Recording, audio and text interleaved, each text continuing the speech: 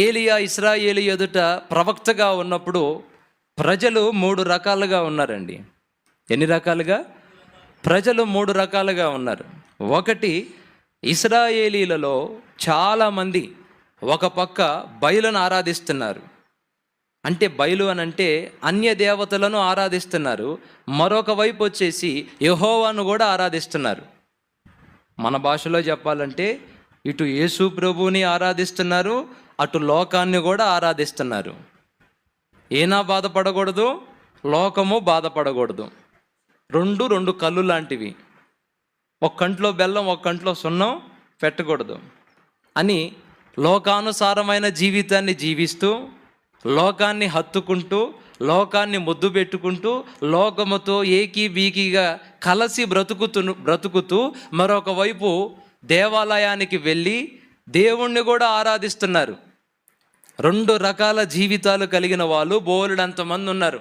కాసేపేమో యెహోవాయే నిజమైన దేవుడు అంటారు, కాసేపేమో కాదు బయలు నిజమైన దేవుడు. ఒకరోజేమో లోకాన్ని ఆరాధిస్తారు, ఒకరోజేమో యేసయ్యని, జీవము కలిగిన దేవుడు యెహోవాని ఆరాధిస్తారు. ఇలాగా అటు ఇటు కానీ భక్తి చేసేవాళ్ళు లక్షల మంది ఉన్నారు ఇశ్రాయేలీలలో. ఈరోజు క్రైస్తవ ప్రపంచంలో, క్రైస్తవ సమాజంలో బోలెడంత మంది ఈ వర్గానికి చెందిన వాళ్ళు ఉన్నారు. ఈరోజు ప్రపంచ జనాభాలో 1% మంది క్రైస్తవులు అని గణాంకాలు చెబుతున్నాయి. దాదాపుగా 840 కోట్ల మంది ప్రజలుంటే ఈ 800 కోట్ల మందిలో చాలామంది యేసు ప్రభువుని నమ్ముకొని ఆయన ఆరాధిస్తున్నారు. సార్వత్రిక సంఘంలో చూసిన, ప్రతి స్థానిక సంఘంలో చూసిన ఈ కొండవీడు, ఈ తండ్రి సన్నిధి, ఈ సంఘంలో నా ఎదుట కూర్చొని ఈ మాటలు వింటున్న వాళ్ళైనా, ఒకవేళ లైవ్లో ఉంటే లైవ్లో ఈ మాటలు వింటున్న వాళ్ళలోనైనా ఈ గుంపు ఒకటి ఉంది. ఓ పక్క లోకానుసారంగా బ్రతుకుతూ ఉంటారు. వాళ్ళకి ఇష్టం వచ్చినవి చూస్తారు, ఇష్టం వచ్చిన మాటలు మాట్లాడుతుంటారు, ఇష్టం వచ్చినవి తింటూ ఉంటారు, ఇష్టం వచ్చిన స్థలాలకు వెళ్తూ ఉంటారు, వాళ్ళ మనసు కోరినట్టల్లా ప్రవర్తిస్తుంటారు. మరొక వైపు దేవుని మందిరానికి వచ్చి ప్రేమించేదన్ అధికముగా ఆరాధింతున్ ఆసక్తితో దేవుని సన్నిధిలో ఈ పాట పాడుతుంటారు. చూడండి, ఇలాంటి జీవితాన్ని బ్రతికే వాళ్ళను బట్టి దేవునికి సంతోషమో లేదు. ఉంటే ఆ గట్టునైనా ఉండు, లేదా ఈ గట్టునైనా ఉండు, ఉంటే చల్లగానైనా ఉండు, లేకపోతే వెచ్చగానైనా ఉండు, నులువెచ్చని స్థితి పనికి రాదు. ఏదో ఒక నిర్ణయం తీసుకోవాలి నువ్వు ఇప్పుడు. అంటే ఆ టైపులో ఉన్న వాళ్ళకి ఈ మాట నేరుగా హృదయంలో గుచ్చుకుంటుంది అంతే. ఎల్లకాలం ఇంతేనా? అటు ఇటు, కాసేపు లోకం, కాసేపు దేవుడు, కొద్ది రోజులు దేవుని మందిరం, కొద్ది రోజులు లోకం. అలా ఇశ్రాయేలీలో ఎంతమంది ఉన్నారు? గుంపులు, లక్షలు ఈ బాపతకు చెందిన వాళ్ళే. వాళ్ళను దేవుడు తన వైపు ఆకర్షించుకోవడానికి చేసిన కార్యాలు అన్నీ ఇన్ని కాదు. వాళ్ళ కళ్ళ ఎదుట ఆకాశము నుండి అగ్ని దిగి వచ్చేటట్టు చేశాడు. ఆయనే నిజమైన దేవుడు.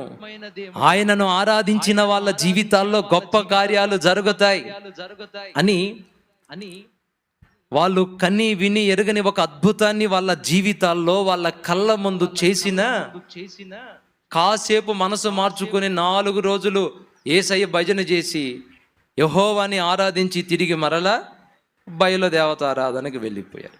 సరే, అద్భుతం చేస్తే వినలేదు అని దేవుడు వర్షాన్ని ఆపాడు. భయంకరమైన కరువు వచ్చింది.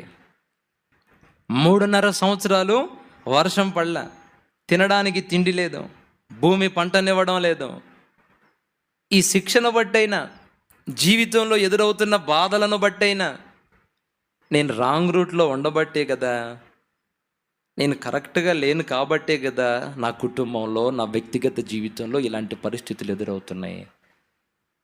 దేవుడు చెప్పినట్లు నేను సరి చేసుకొని, చక్కదిద్దుకొని, మనసు మార్చుకొని ఒక తాటి మీదకి వచ్చి నా జీవితాన్ని దేవుడికి అప్పచెప్తే ఇత్తడిలాగా మారిపోయిన ఆకాశం వర్షాన్ని ఇస్తుంది కదా. మండు టెండ, ఈ ఎండకి అల్లాడిపోతున్నాం. ఆ దేవుడికి జీవితాన్ని అప్పగిస్తే చల్లని వాతావరణం, వర్షం కురుస్తుంది. 4 వేళ్ళు కడుపు నిండా నోట్లోకి వెళ్తాయి, కడుపు నిండా తినగలుగుతాం అనుకుంటారు. మనసు మార్చుకుంటారు, జీవితాన్ని దిద్దుకుంటారు, లోకాన్ని విడిచిపెడతారు, యేసయ్యను అత్తుకుంటారు అని అనుకున్నాడు ఆయన. చూడండి, దేవుని ఇంటెన్షన్ అంతా కూడా ఏదైనా ఒక పొరపాటు చేసి మనం తప్పుడు మార్గంలో ఉంటే మనల్ని కొట్టడం వెనక ఆయన సంతోషపడే దేవుడు కాదు. ఆయన రాక్షసుడు కాదండి, సైకో కాదండి. ఆయన కాన్సెప్ట్ అంతా ఏంటంటే, ఏ విధం చేతనైనా బొజ్జగించో నచ్చజెప్పి ఒక దెబ్బ కొట్టైనా ఆయన రైట్ రూట్లోనికి తెచ్చి మన జీవితాలని బాగు చేయాలనేది దేవాది దేవుని కోరిక. కొట్టండి, కొట్టాలి, పగ తీర్చుకోవాలన్న ఆలోచన దేవునికి దాదాపు ఉండదండి. అవకాశం ఉన్నంత వరకు మనల్ని మార్చుకోవాలనే చూస్తాడు ఆయన. ఇశ్రాయేలీల్ని వర్షాన్ని ఆపి వాళ్ళు మారతారేమో అని ఆశపడ్డాడు. 3.5 సంవత్సరాలు అల్లాడిపోయారు, కానీ ప్రభు వైపు తిరగల. అద్భుతం చేసినా తిరగల, ఒకవైపు శ్రమలు పంపించినా తిరగల. ఇంకేం చేస్తాడు, వాళ్ళని వదిలేశాడు. ఇంక ఇలా బ్రతుకులు ఇంతే, ఇక అటు ఇటు కానీ జీవితమే. సంవత్సరాలు రోజులు దొరికిపోతున్నా, సీనియారిటీ పెరిగిపోతున్నా, బ్రతుకులో మార్పు ఉండదు. అటు ఇటు అటు ఇటు అటు ఇటు అటు ఇటు అటు ఇటు ఊగిసలాడుతూ ఉంటారు. అలాంటి గుంపు ఒకటి ఉంది. ఇక దేవుడు కూడా వాళ్ళని ఏమి చేయలేకపోయాడు, ఇక వదిలేశాడు. ఇక ఇలా బ్రతుకు ఇంతే. ఒకవేళ ఈ మాటలు వింటున్న మీ జీవితాల్లో ఎవరైనా ఆ కోవకు చెందిన వాళ్ళు ఉంటే, ఈరోజు దేవుడు నీతో అంటున్నాడు, నేను నిన్ను ఆశీర్వదించాలని కోరుకుంటున్నా, నేను నిన్ను వర్ధిల్ల చేయాలని కోరుకుంటున్నా, నీ కుటుంబ స్థితిగతులను మార్చాలనేది నా ఆకాంక్ష. ఈ రోజైనా, ఈ నీ దినమందైనా, ఈ మాటలు వింటున్నప్పుడైనా మారు మనసు పొంది 2 పడవల మీద కాళ్ళు తీసి యేసయ్య నావలో అడుగు పెడితే నీ జీవితం క్షేమదాయకంగా ఉంటుంది. మీ కన్నీళ్లు తొడవబడతాయి, మీ అరణ్య రోదన నాట్యంగా మార్చబడుతుంది, మీ కుటుంబాల్లో పండుగ వాతావరణం నెలకొంటుంది. మారు మనసు పొందండి, పశ్చాత్తాపపడండి, హృదయాలు సరి చేసుకోండి. ఓకేనా? ఆల్రెడీ బాప్తిస్మం పొంది దేవుని మార్గంలోకి వచ్చి కూడా అటు ఇటుగా ఉంటే దయచేసి మీ బ్రతుకులు, మీ జీవితాలు, మీ చూపులు, మీ నోటి మాటలు, మీ హృదయ వైఖరి మార్చుకోండి. నా దేవుడు మిమ్మల్ని నిండారులుగా ఆశీర్వదించాలని కోరుకుంటున్నాడు. ఆమేన్, ఆమేన్.